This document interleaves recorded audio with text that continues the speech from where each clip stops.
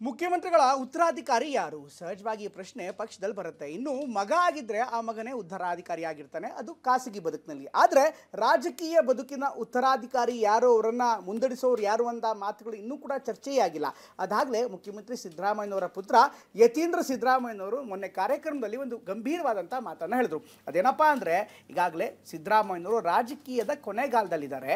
ಇಂಥ ಸಂದರ್ಭದಲ್ಲಿ ಅಹಿಂದ ಸಿದ್ಧಾಂತವನ್ನು ಮುನ್ನಡೆಸೋದಕ್ಕೆ ಸತೀಶ್ ಜಾರಕಿಹೊಳಿ ಸೂಕ್ತವಾದಂಥ ವ್ಯಕ್ತಿ ಅನ್ನುವಂಥ ಮಾತನಾಡೋ ಮೂಲಕ ಹೊಸದೊಂದು ಚರ್ಚೆಗೆ ಕಾರಣ ಮಾಡಿದ್ದಾರೆ. ಯಾಕೆಂದರೆ ಈ ಒಂದು ಚರ್ಚೆ ಅಥವಾ ಈ ಒಂದು ಮಾತು ರಾಜಕೀಯದಲ್ಲೂ ಅದರಲ್ಲೂ ಕೂಡ ಅಧಿಕಾರ ಹಂಚಿಕೆಯ ಚರ್ಚೆ ಬರ್ತಾ ಇರುವಂಥ ಸಂದರ್ಭದಲ್ಲೇ ಬಂದಿರುವಂಥದ್ದು ನಾನಾ ಲೆಕ್ಕಾಚಾರಗಳಿಗೆ ಕಾರಣವಾಗ್ತದೆ.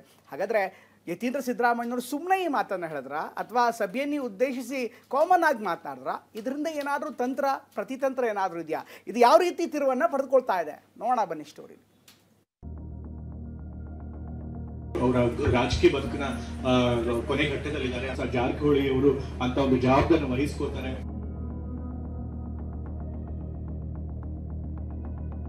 ಅವರು ಒಬ್ಬ ಮುಖ್ಯಮಂತ್ರಿ ಆಗುವಂತ ಎಲ್ಲ ಅರ್ಹತೆಯನ್ನು ಕೂಡ ಅವರು ತುರುಸು ಹೊಂದಿದ್ದಾರೆ. ಅವರಿಗೆ ಆ ಬದ್ಧತೆ ಇದೆ, ತಪ್ಪೇನಿಲ್ಲ.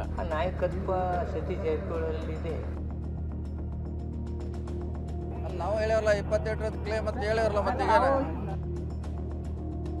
ಖುದ್ದು ಸಿಎಂ ಸಿದ್ದರಾಮಯ್ಯ ಪುತ್ರ ಸಿಡಿಸಿರೋ ಸತೀಶ್ ಜಾರಕಿಹೊಳಿ ಉತ್ತರಾಧಿಕಾರಿ ಬಾಂಬ್ ಕೈಮನೆಯನ್ನ ಥರ ಥರ ನಡುಗುವಂತೆ ಮಾಡಿದೆ. ಯತೀಂದ್ರ ಮಾತು ಸಿದ್ದರಾಮಯ್ಯ ಬಣದ ಎದೆ ಸೆಟದು ನಿಲ್ಲುವಂತೆ ಮಾಡಿದ್ರೆ ಡಿಕೆ ಬಣ ಒಳಗೊಳಗೆ ಉಗುಳು ನುಂಗ್ತಾ ಇದೆ. ಯತೀಂದ್ರ ಸತೀಶ್ ಜಾರಕಿಹೊಳಿ ಪರ ಬ್ಯಾಟ್ ಬೀಸ್ತಲೇ ಕಾಂಗ್ರೆಸ್ನ ಒಂದು ದೊಡ್ಡ ವರ್ಗವೇ ಸತೀಶ್ ಪರ ನಿಂತಿದೆ. ಈಗಲ್ಲ ಅಂತಲೇ ಸತೀಶ್ ಜಾರಕಿಹೊಳಿಗೆ ಸಿಎಂ ಆಗೋ ಎಲ್ಲ ಅರ್ಹತೆ ಇದೆ ಅಂತ ಕೂಗೆಬ್ಬಿಸಿದ್ದಾರೆ.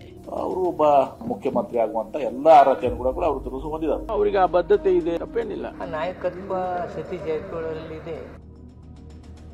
ಅಹಿಂದ ಪರಂಪರೆ ಕಾರ್ಡ್ ಪ್ಲೇ ಮಾಡಿದ ಸತೀಶ್ ಜಾರಕಿಹೊಳಿ ಉತ್ತರಾಧಿಕಾರಿ ಕುರಿತು ಯತೀಂದ್ರ ಆಡಿದ ಮಾತಿಗೆ ಪ್ರತಿಕ್ರಿಯೆ ನೀಡಿರುವ ಸತೀಶ್ ಜಾರಕಿಹೊಳಿ, ನಮ್ದು ಈಗಲ್ಲ 2028ಕ್ಕೆ ಕ್ಲೈಮ್ ಮಾಡ್ತೀವಿ ಅಂದಿದ್ದಾರೆ. ಈ ಮೂಲಕ ಮುಂದಿನ ಬಾರಿ ನಾನ್ ರೇಸ್ನಲ್ಲಿದ್ದೀನಿ ಅನ್ನೋ ಸಂದೇಶ ರವಾನಿಸಿದ್ದಾರೆ. ನಾವು ಹೇಳೋಲ್ಲ 28 ಕ್ಲೇಮ್ ಅಂತ ಹೇಳೋಲ್ಲ. ಮತ್ತೆ ಕ್ಲೇಮ್ ಮಾಡ್ತೀವಿ ಅಂತ ಹೇಳಿದೀವಿ. ಅದು ಅಂತಿಮವಾಗಿ ಪಕ್ಷ ತೀರ್ಮಾನ ಮಾಡಬೇಕು. ಮಾಡೋಂಥ ಪ್ರಯತ್ನ ಮಾಡ್ತಾ ಇದೀವಿ. ಎಲ್ಲರ ಜೊತೆಗೂಡಿ ಹೋಗುವಂಥ ಪ್ರಯತ್ನ ಮಾಡ್ತೀವಿ. ಅಂತಿಮವಾಗಿ ಪಕ್ಷ ಅಲ್ಲ, 5 ಆಗ್ತಾ ಇದ್ದೇ ಅದರ ಪ್ರಶ್ನೆ ಅಲ್ಲ. ಮುಂಚೆದಿದೆ, ಇವತ್ತಿರ್ತದೆ, ನಾಳೆ ಕೂಡ ಅದು ಇದ್ದೇ ಇರ್ತದೆ. ಅದಿಲ್ಲದೆ ರಾಜಕಾರಣ ಮಾಡ್ಲಿಕ್ಕೆ ಆಗೋಲ್ಲ. ಪಕ್ಷ ನಿರ್ಧಾರ ಮಾಡಬೇಕು.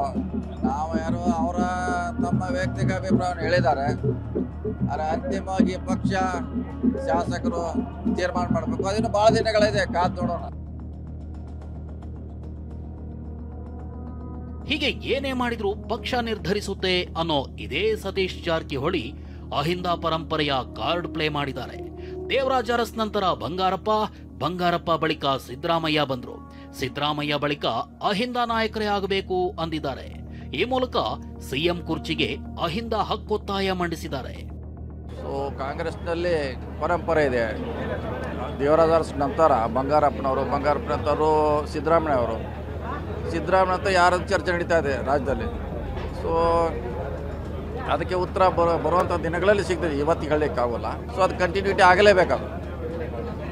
ಅಹಿಂದ ನಾಯಕತ್ವ, OBC SC ನಾಯಕತ್ವ ಅದು ನ್ಯಾಚುರಲ್ ಆಗಿ ಸೃಷ್ಟಿ ಆಗೇ ಆಗ್ತದೆ. ಯಾರೇ ಮಾಡದೆ ಹೋದರೂ ಇತಿಹಾಸದಲ್ಲಿ ಈಗಾಗಲೇ ಅರಸನಿಂದ ಕಂಟಿನ್ಯೂ ಆಗಿದೆ. ಮುಂದೂ ಕೂಡ ಅದು ರಾಜಕೀಯ ಇರುವವರೆಗೆ ಕಂಟಿನ್ಯೂ ಆಗೇ ಆಗ್ತದೆ. ಮತ್ತೊಂದು ಕಡೆ ಯತೀಂದ್ರ ಮಾತಿಗೆ ಬೇರೆ ಅರ್ಥ ಕಲ್ಪಿಸಬೇಡಿ ಅಂತಿರೋ ಸಚಿವರು ಜಾರಕಿಹೊಳಿಗೆ ಸಿಎಂ ಆಗೋ ಅರ್ಹತೆ ಇದೆ ಅನ್ನೋ ಮಾತನ್ನು ಒಪ್ಕೊಳ್ತಿದ್ದಾರೆ. ಆಶಯಗಳನ್ನ ತುರುಸು ವ್ಯಕ್ತಪಡಿಸ್ತಾರೆ. ಇವತ್ತು ಸತೀಶ್ ಜಾರಕಿಹೊಳಿ ಕೂಡ ಒಬ್ಬ ಪ್ರಮುಖ ನಾಯಕರು ತುರುಸು ನಮ್ಮ ಪಕ್ಷದಲ್ಲಿ. ಅವರು ಒಬ್ಬ ಮುಖ್ಯಮಂತ್ರಿ ಆಗುವಂತ ಎಲ್ಲ ಅರ್ಹತೆಯನ್ನು ಕೂಡ ಅವರು ತುರುಸು ಹೊಂದಿದ್ದಾರೆ. ಸ್ವಾಭಾವಿಕವಾಗಿ ಸತೀಶ್ ಜಾರಕಿಹೊಳಿ ಅವರು ಹಿಂದೆ ಅಹಿಂದ ವರ್ಗದ ಆರ್ಗನೈಸೇಷನ್ ಅಲ್ಲಿ ಇನ್ವಾಲ್ವ್ ಆಗಿದ್ರಿಂದ ಅವರಿಗೆ ಆ ಬದ್ಧತೆ ಇದೆ ಅನ್ನೋ ಮಾತನ್ನ ಹೇಳಿದ್ದಾರೆ. ನಾಯಕನಾಗಿ ಹೊರಹೊಮ್ಮಬೇಕು. ಆ ನಾಯಕತ್ವ ಸತೀಶ್ ಜಾರಕಿಹೊಳಿ ಇದೆ. ನಾನು ಹೇಳಿದ್ದೀನಿ, ಒಂದು ದಿನ ಅವರು ಮುಖ್ಯಮಂತ್ರಿ ಆಗುವ ಶಕ್ತಿ ಅವ್ರಿಗಿದೆ.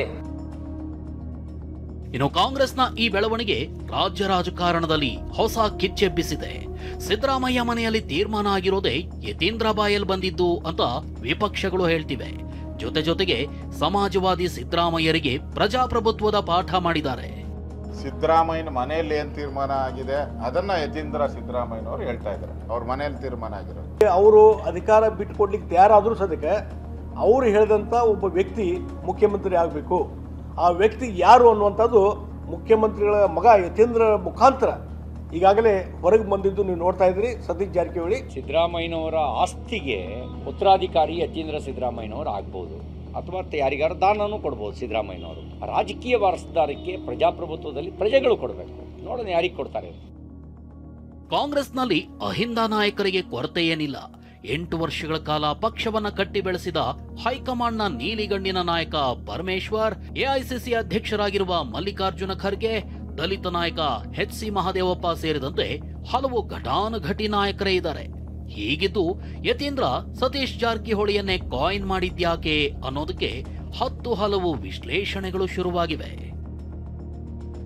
ಪ್ರಸನ್ನ ಗಾಂವ್ಕರ್, TV9 ಬೆಂಗಳೂರು.